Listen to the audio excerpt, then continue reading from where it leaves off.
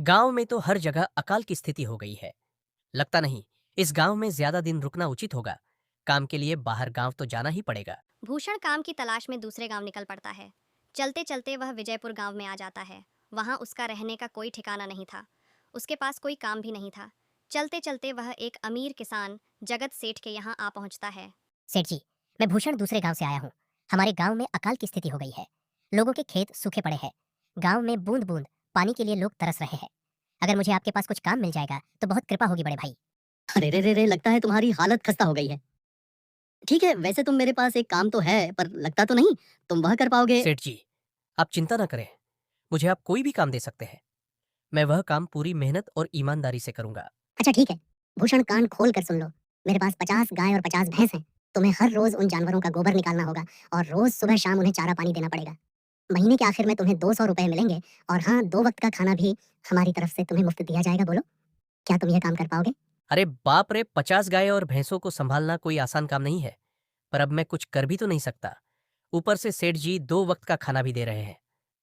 ठीक है सेठ जी, मैं ये काम कर लूंगा। पर एक विनती है। हाँ, बोलो भूषण, क्या बात है?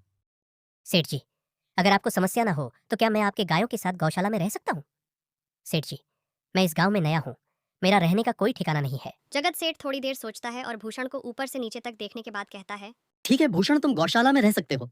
जी धन्यवाद सेठ जी। तब से भूषण रोज जल्दी उठकर गाय भैंसों का गोबर निकालता, उन्हें चारा देता और समय पर पानी भी पिलाता। हर रोज भूषण अपना काम ईमानदारी और पूरी मेहनत से करता था।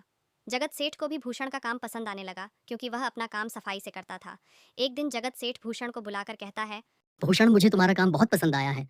तुम गाय और भैंसों का अच्छा ख्याल रख रहे हो, इसलिए दूध की गुणवत्ता भी बढ़ गई है और गाय पहले से ज्यादा दूध भी दे रही है। इसलिए मैं आज से तुम्हारी तनख्वाह बढ़ाकर 400 रुपए कर रहा हूँ।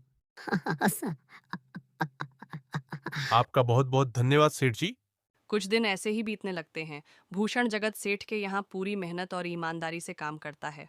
धीरे धीरे भूषण के पास अच्छा खासा रुपया जमा हो जाता है। इससे वह अपने रहने लायक एक छोटी सी कुटिया बनवा लेता उस है। गौशाला में तो सोकर नाक से गोबर की गंध अभी तक नहीं जा रही है। अब आखिरकार मुझे अपने घर में चैन से तो सोने को मिलेगा।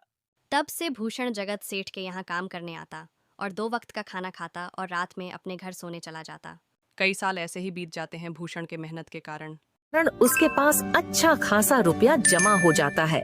एक दिन भूषण जगत सेठ से कहता है। सेठ जी, आजकल गांव में चोरी की समस्या बहुत बढ़ गई है और मेरे पास कुछ रुपए भी जमा है जो मैंने अपने घर में रखे हैं।